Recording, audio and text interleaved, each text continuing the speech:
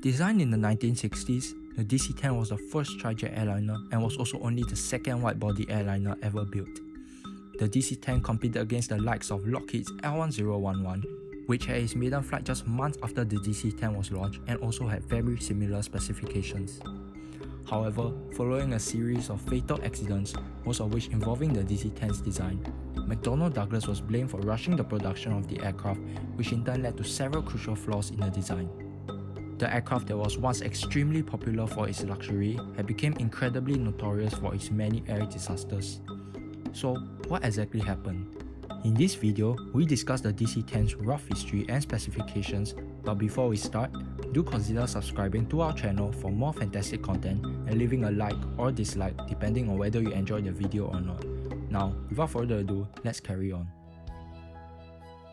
Design studies for the DC-10 began back in 1965 when Douglas Aircraft began design studies based on its CX-HLS design, and in 1967, when Douglas Aircraft Company merged with Mcdonnell Aircraft Corporation, the DC-10 became Mcdonnell Douglas's first commercial airliner.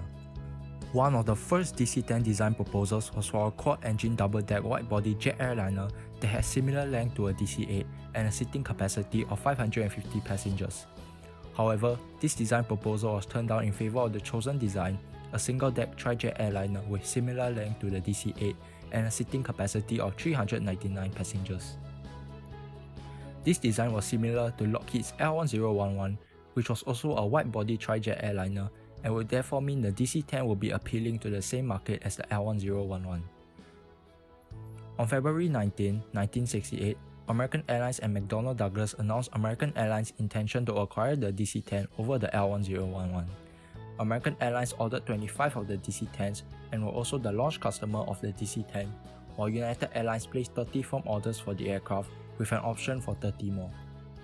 Bearing the registration N10DC and serial number 46500, the first DC-10 rolled out at Long Beach, California on 23 July 1970. The same DC-10 made its first flight on 29 August 1970 and also had 989 test flights covering a total of 1,551 flight hours before finally earning its type certificate for the DC-10 from the FAA on 29 July 1971. The first variant of the DC-10, the Series 10, was 52 meters long with a wingspan of 47 meters and a height of 18 meters. Depending on the seating arrangement, the DC-10 had a capacity of between 202 and 390 passengers and had an empty weight of 240,471 pounds and a maximum takeoff weight of 430,000 pounds. The Series 10 had a range of 3,300 nanometers/6,110 kilometers with a normal payload and 2,350 nanometers/4,360 kilometers with maximum payload.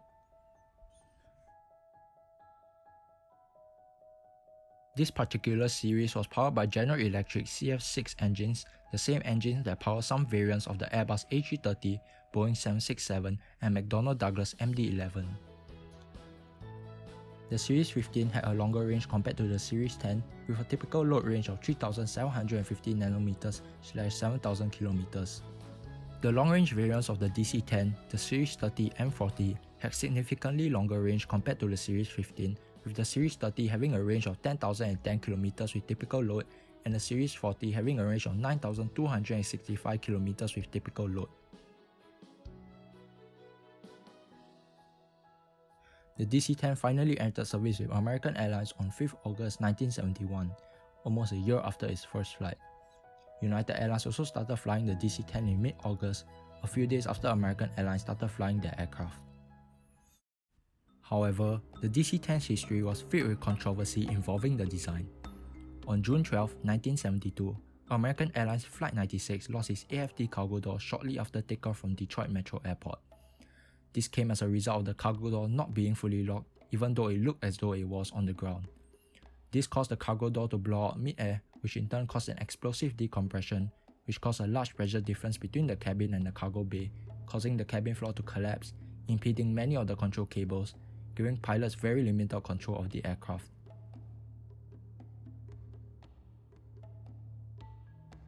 However, the flight crew were able to perform an emergency landing successfully and evacuated all 67 passengers safely. It was only found out during investigation that the design of the cargo door on the DC-10 was dangerously flawed. Despite modifications made on the cargo door by Mcdonnell Douglas, the basic design was not changed and problems remain. On March 3, 1974, Turkish Airlines Flight 981 experienced a very similar cargo door blowout when the cargo door looked as though it was locked, but it wasn't. This caused the cabin floor to come crashing down mid-air and severed the control cables, giving the flight crew very little control of the aircraft. The aircraft crashed in France, killing all 346 passengers on board, making it one of the deadliest air disasters of all time. All DC-10s then had mandatory door modifications to make FAA-approved changes to the cargo door. Following this, there were no more accidents involving the DC-10's cargo door. However, on May 25, 1979, the DC-10 was involved in yet another deadly air crash in American Airlines Flight 191.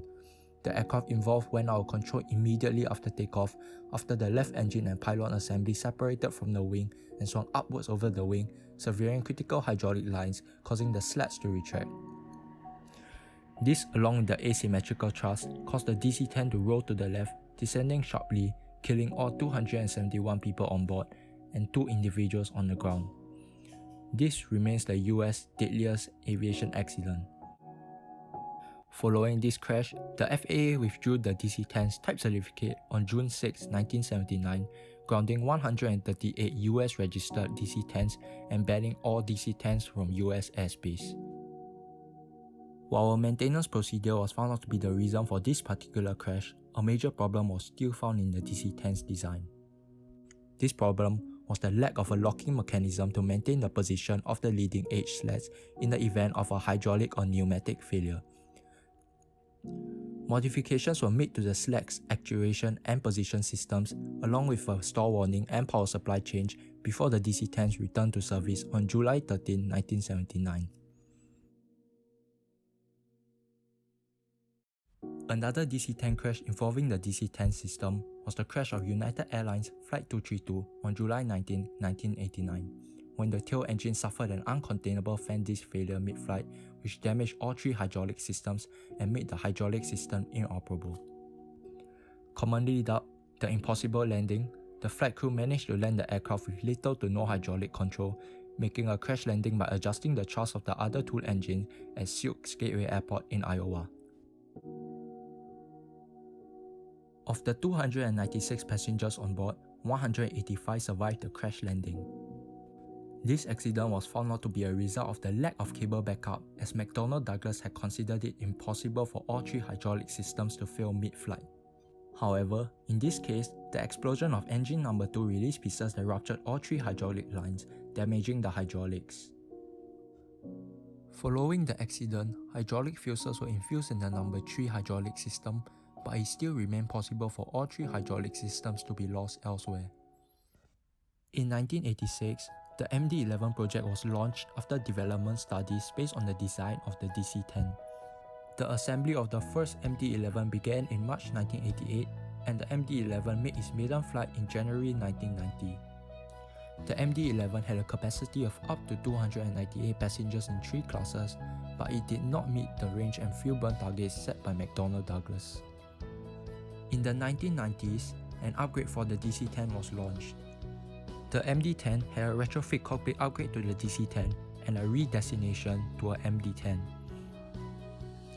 This upgrade featured an Advanced Common Flight Deck, or ACF, and this new flight deck eliminated the need for a flight engineer position and allowed common type rating with the MD-11. This allowed pilots that fly the MD-11 to be able to fly the MD-10 as well, and vice versa.